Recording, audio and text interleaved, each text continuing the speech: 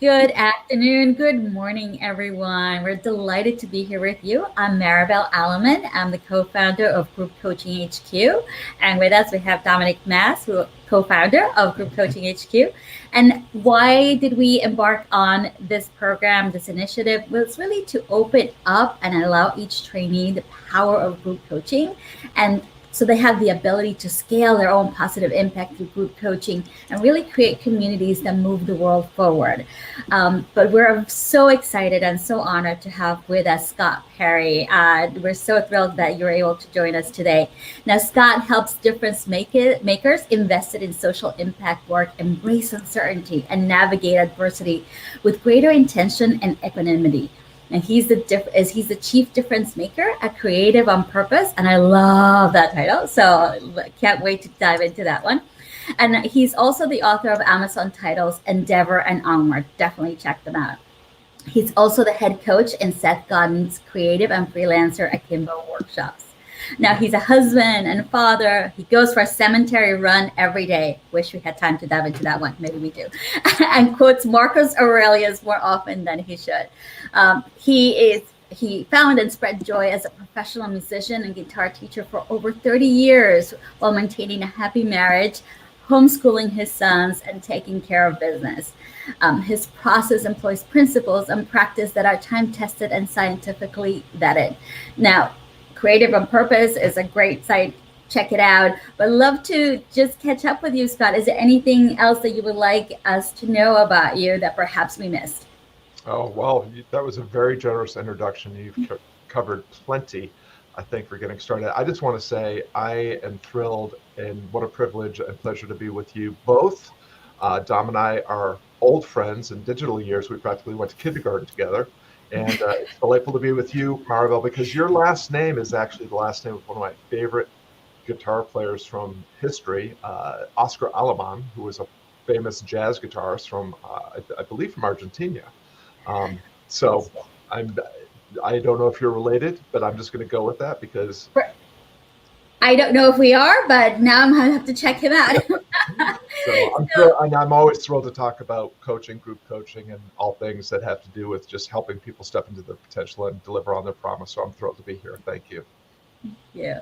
Now, I'd love to just dive in and really actually talk about Creative on Purpose. Tell us about that. What makes the name specifically meaningful to you? Tell us about that story.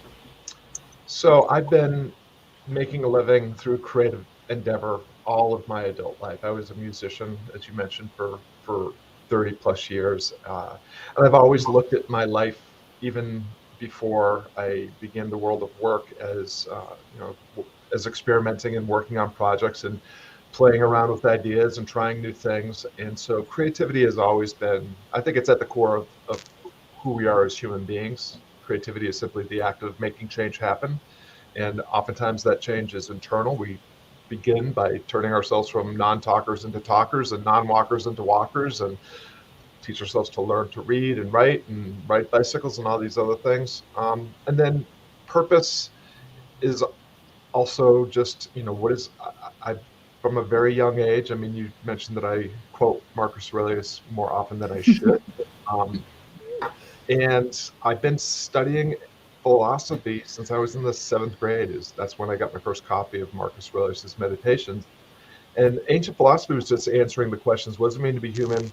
What does it mean to be happy? How can I be more of both? And I have been exploring these two ideas for a long, long time. And when it was time for me to switch gears and move from music into something new, I just decided I'm going to take these two things that I love, this purposeful living and creativity, and put them together and build something that is of value to the world. And so that's creative. That's really, what made Creative on Purpose come into being. Yeah, so many times we, as coaches and even the clients that we work with, we always so focus on how critical it is to find your purpose, right? To identify and groom it and evolve it. And then creativity. So many of us really try to pursue that. And yet, both sometimes just sort of fall flat. Like people don't quite get there. And certainly when we see group coaches trying to build their programs, they sometimes lose their way. And I'm wondering, from your perspective, what could group coaches do to infuse their programs, their ideas with the sense of a purpose, like the real purpose, not sort of the superficial where we sometimes get stuck? Yeah, this is a great question. And purpose is something that I think I'm still seeking to understand more deeply. And I think it's grossly misunderstood or grossly misused by people that should know better, people that are, our teachers and our bosses and even influencers and people out there that, are talking about purpose. Purpose, the way that it's usually presented is one of two ways. All right, your purpose is out there. Go find your purpose. Go. Or your purpose is inside you. Spend some time excavating your purpose, and when you find it, do something with your purpose. And I think that, when people are surveyed, 80%, and at least one study that I've seen, 80% of people, when asked what's your purpose or passion, cannot identify either. Yeah. That is an invitation to shame and suffering. That just, I mean, what a terrible thing to say, oh, I don't like the two most important things I'm told in my life and I don't know what they are. And I'm not sure that either of the myths is true in terms of whether it's internal or external. But what I have learned is that when you approach the work right in front of you, the relationship that you're in with purpose and passion, more purpose and passion becomes clear, becomes increases, and that purpose and passion are things that you can earn through the skill of and the practice of acting purposefully and acting passionately in whatever it is that you do. Yeah, thank you for that, Scott. I think the other thing with purpose is that it's such a big word, right? And passion is the same. It's such a big word, and we think that we have to be able to define it. And I think often it's just little pieces, it's just little clues that really allow us to notice, oh, I feel really aligned. You talked about being human and being happy. And I think that's what it is, right? At certain moments, you feel really aligned with whatever it is that you're doing. And then that's a clue as to perhaps what that purpose might be. And I think we need to listen to ourselves really carefully to identify those pieces and then inject those into our whatever we do, group coaching programs in our cases, but into whatever we do. And so actually that brings me to the other part of creative on purpose, which is the creativity side. And one of the things that we see a lot is that there's so much noise out there for coaches. There's so much, everybody's trying to do, the same thing. Everybody's trying to attract their clients. And I think it's easy to get lost in that noise and to forget our own creativity. So I'm wondering to what extent you feel like we should, actually should is not a right word, but to what extent can coaches really infuse themselves, their own juice, their own creativity in order to market or even lead their group programs? That's a great question. I think creativity, like purpose and passion, are things that, they're basic human instincts and intuitions. They're capacities that we're born with, that institutional education and occupation kind of suck creativity out of us, because what we're taught is that there's a script. Like, if you go to school and do what we say and learn what we tell you to learn and you get good grades, you're going to get into a good college. And if you go there and you do what we say and you learn the way that we want to teach you and get good grades, you'll get a good job. And then you're going to go get a job and you're going to keep your head down and do what you're told. And, you'll get promoted, you'll get the house, you'll get the kids, you'll get the car, you'll get the dog, and on and on and on. And over time, this, our creative, kind of curious, childlike sense of awe and wonder, curiosity, and natural courage to just explore the edges of our understanding and abilities is sucked out of us. Mm-hmm. So you're bringing up a really good point, is that, purpose, passion, and creativity, these are things that are at our disposal whenever we choose to access them. And you will get better. You will become more purposeful, more passionate, more creative. the more that you practice being purposeful, passionate, and creative. And so it's, for me, it's about taking small steps into your potential in these things every single day. And again, having a childlike sense of wonder and awe and playfulness. Like, it's all made up. Everything Mm. that we do is a story. It's a story we tell ourselves, about other people, about our situation. And at Creative on Purpose, we say, choose your story, choose your future.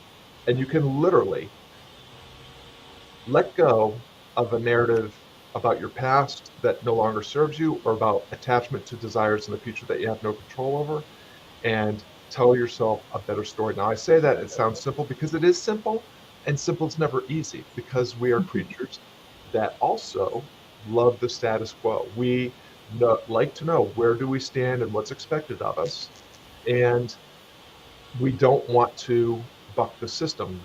We're all taught at It's an early been age. drilled into us that we Exactly. shouldn't. Don't be the tall poppy, as they say down in Australia.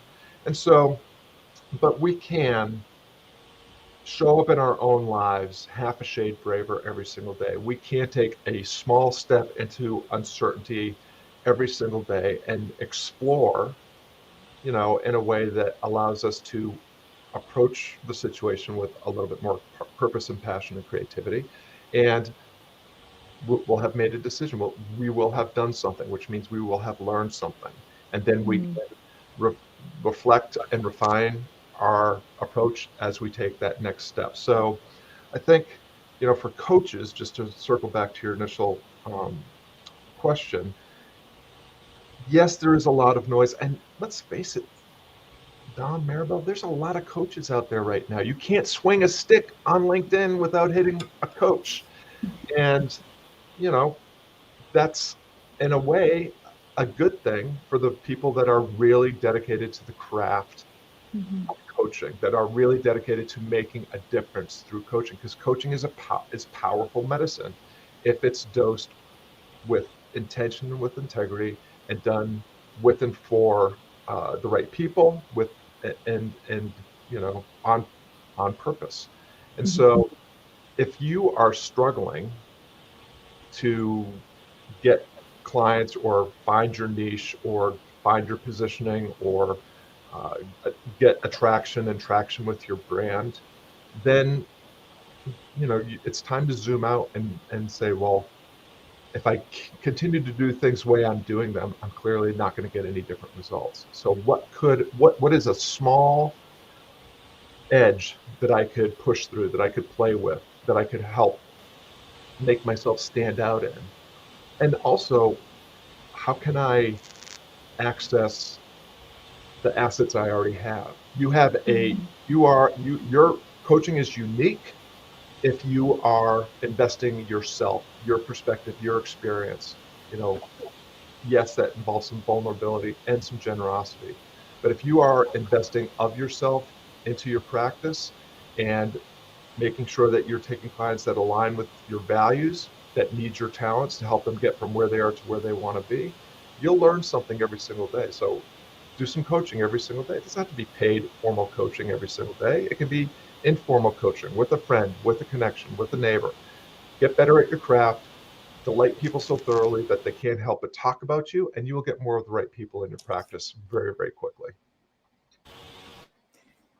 Scott, I have a question for you on that, because you led not that long ago, maybe last month or a couple of weeks ago, um, a workshop around owning your story. I think it was a 2-day workshop, and I'm wondering how you infused play and your own creativity as you were marketing and creating that workshop for those who attended. Yeah, so that was a joint venture with my friend Natalia Alvarez, who is a brilliant story expert. I've always been really interested in story, and I've been doing a lot of learning around story. I've coached in the Akimbo Story Skills Workshop. Um, it was an edge I wanted to explore more deeply, and just like you know, you become a coach because you're scratching an itch and solving a problem of your own, and that usually ends up being what you coach around. I just decided that I was going to get together with someone whose work I really respected, and we were going to build something together. So we crafted a very simple 3-step process for teaching people how to craft a story in real time, a story about themselves that connected with the right people, that delivered a call to action to take a step into possibility with them. And it was a tremendous learning experience. It was, reasonably profitable as well. And I, deepened a friendship and a partnership that's going to continue. In fact, I was just talking to Natalia this morning about our next venture today. And just to the conversation that we're having around creativity, purpose, and passion, like, we had an aspiration, we had an intention, and we are certainly people that are aligned around, values and our desire to make a difference in the world. And so, did we know what was going to happen? No, absolutely not. But we were pretty sure we were going to have a good time regardless. Yeah. We were pretty sure that we were going to learn something regardless. And, I'll just reflect this from that story. I see a lot of coaches that are looking that become coaches because they want prosperity and position. They want the status of being a successful coach, and they want the money. Yep. And if those are your motivators, all I can tell you is, having worked with a lot of successful, wealthy people, is that, money and status is not going to make you happy, because you're never going to get enough, because no matter how much you have, there's always more to get. But if you are instead dedicated to doing good work, doing and becoming better at that work, prosperity and position, status and money will be naturally occurring side effects of that work. And that you can use that to continue to grow and develop your practice and to live the life that you want to live. But, if we had only done that for the money, I think we would have made a much lesser program. And maybe we could have made more money, but we wouldn't have made more of a difference. We were dedicated to making a difference. And by doing that, we naturally got some money out of it. And, just you're bringing it up. So clearly some people noticed it mattered to some people. It elevated both of our status in the marketplace. Thank you, Scott. I resonate with that with Group Coaching HQ and what we're doing here. Go ahead, Maribel. Yeah, so many of the things that you're talking about, the letting go of the programming, being true to your purpose, your passion, just even those small steps, and having fun, right? The playing does require a measure of courage to let go and embrace. And I'm curious, from your experience, what has helped individuals take that step, right? And embrace the possibilities that courage can bring them. That is a great question. So, as coaches, I'm guessing that you have recognized that the thing that's holding most people back, the people that we coach, are their internal narratives around trusting themselves and their own worthiness. What's really interesting to me, I count many great coaches as clients as well, and I've worked with some really great coaches. And what I know is that people like us that do this kind of work, we are generous, and we are very outward facing, and we give and we give and we give. And we have great empathy for the people that we work with. We can see, feel, and understand where they are. We have great compassion. We want to help them take the action that will help them step into their potential and deliver on their promise. And we are kind and generous. And I'm guessing that on any given day, if I were able to get inside your head and listen to your internal narrative, I would not recognize that empathetic, compassionate person that's speaking to their clients, and I'm the same way, which is why I need great coaching, is because I need help with my internal narrative. I need help with my trust in myself issues and my worthiness issues.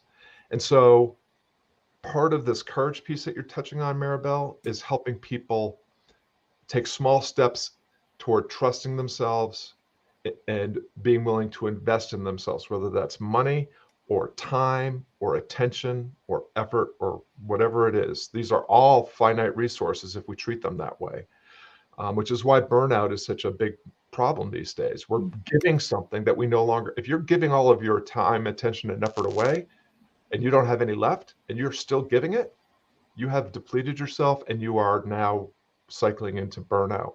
So I think that courage, trust, investment worthiness, these are things that have to come from the inside out. We have to take care of ourselves, and then we can invest the overflow, the abundance into other people. And if we invest it in the right people, they will return that time, attention, trust, and effort and investment in us, and we can just continue this virtuous cycle. And then all these things that I said were finite resources suddenly become renewable resources that we can reinvest over and over and over again.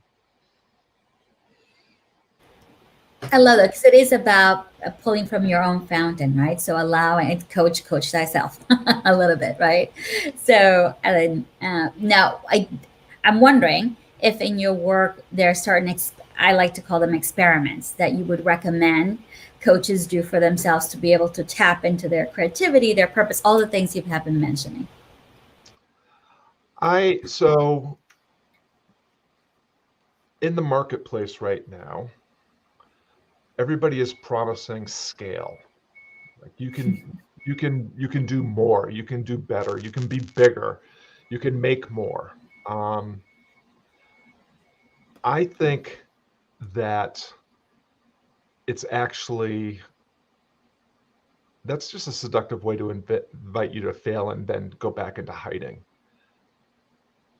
What if instead you went small? What if you reached out to people that you already know, who, instead of going and earning the awareness, the attention, the trust, the permission, the enrollment, the investment of strangers?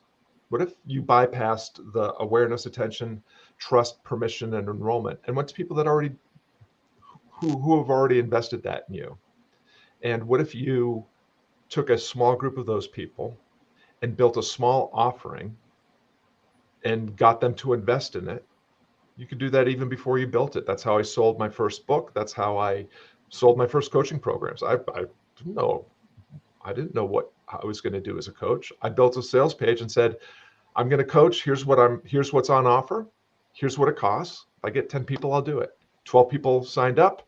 Suddenly I'm in business, and, fortunately I had a lot of great resources and mentors to help me put together my coaching program and refine it.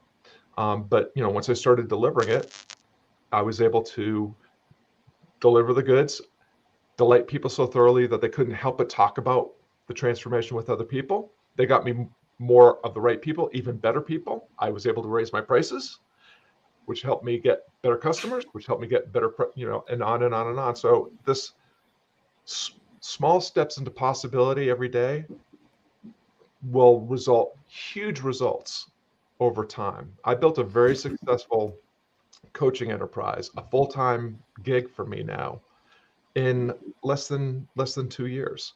So it's possible. But if I had tried to swing for the fences on the very first at bat, I would have struck out and I would have quit.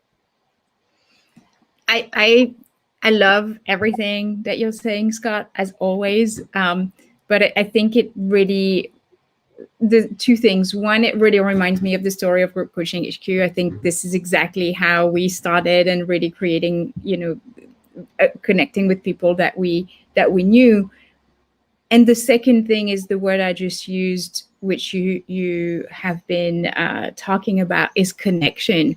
I think, scale is great, but it doesn't happen without connection. Everything is about, or I believe everything is about, building incredible relationships, right? How do you really nurture those relationships so that the connections continue to grow? And, I think you and I, Scott, is a great example of that. We met through Rich Lindben's program. We had a couple of conversations, and we're continuing, and we're becoming friends through that process and supporting each other in our businesses. And I think that's such an important piece that a lot of coaches tend to forget. And, Maribel and I were on a call this morning and thinking about, how do we expand a little bit? And we don't want to scale large, but immediately the conversation went to paid advertising. And we're like, no, that is not what we want to be doing. We want to be doing conversations like these where we are building connection. I'm very passionate about this, as you can tell. So I so appreciate everything you just shared. We have 5 minutes, so I want to be super careful. And I know both of you were going to say something, so I'm going to let you fight over it. Well, actually, I have another question, which is in this idea of creativity and even trying things in a small step. And I love what you talked about. So small steps into possibilities, right? That means we have to, like a toddler, be okay with falling down and getting up 70 times in 1 hour. And I'm curious if you have a story or you could share of what I like to call glorious failures. It's like, wow, that was tough, but yay, but yay.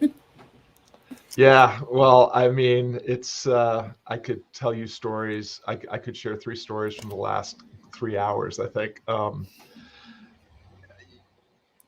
I think I'll just tell one story on myself that I think is somewhat instructive. When I began my venture, it was really out of desperation. I had a very successful career as a professional musician and a guitar studio owner. There's no reason for me to build something new or to switch streams.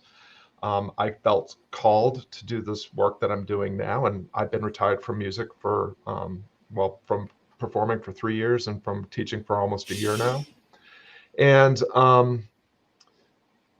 when I got started, I didn't know what Creative on Purpose was, and I didn't know who it was for. I was just doing this, like having conversations online. I created a broadcast just so I could talk to inspiring, insightful people, and I blogged, 2 or 3 times a week about the ideas that I was thinking about. And over time, I things were getting clearer, but I never really had an offering. And I'd been doing this for about 2.5 years. So I always joke, like, I spent 2.5 years in the wilderness, churning out content, having a great old time, but making no money. In fact, losing a lot of money. And my wife sat me down and we had a conversation about, like, this is a really expensive hobby. It's time for you to go ahead and, figure out how to make this pay for itself. Why don't you be a coach? Now, I've been told I should be a coach for that 2.5 years. Everybody that I talked to said, geez, you're really good at this. You should be a coach. I don't want to be a coach. So I refused the call to be a coach for 2.5 years. I finally became a coach as a, basically last resort. And I told the story. I built an offering, sold it, said, if I get 10, I'll do it. Got 12, I did it. And now I can't imagine doing anything else with the rest of my life. And so, it's this failure is evidence that you're trying. Miles Davis has that famous quote: if you're not making mistakes, you're not trying hard enough. And you're not going to be doing anything interesting. So what if you approach, is it failure, or is it just finding things that don't work on your way to clarifying and finding the things that do work? I think it's more the latter than it is the former. Thomas Edison said, after whatever it was, 900 failed filaments for his light bulb, I know 900 ways that I can't make a light bulb. And eventually he made a light bulb. Love it. And that's what a great way to end this. What a perfect way to finish this conversation. Really want to thank Joseph. I'm sorry we didn't get to your question about purpose. We did see it. Thank you so much for being here, everyone. Scott, thank you so much. Your website is in the comments. I added it on the page. It is also in the description of the event on LinkedIn. Anything else you'd like to share before we end this call?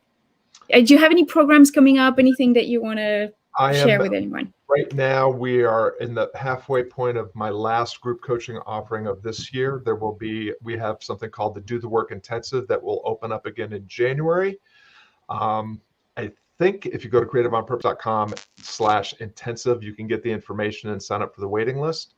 I'll just end by expressing my just sincere gratitude and great respect for what you, Dom, and Maribel do, for the difference that you make, for the opportunity to have this conversation. I as you can tell, I love to talk about stuff, even regardless of how well or how much I know about it. But in this case, being asked questions about things that I've been thinking about for a long time. What a delight! What a privilege for me. And I just am thrilled by the success that you're all having, and deeply impressed by the difference you're both making in the world. Thank you so much, Scott. Thank you, Scott. It's been a pleasure. Thanks, everyone.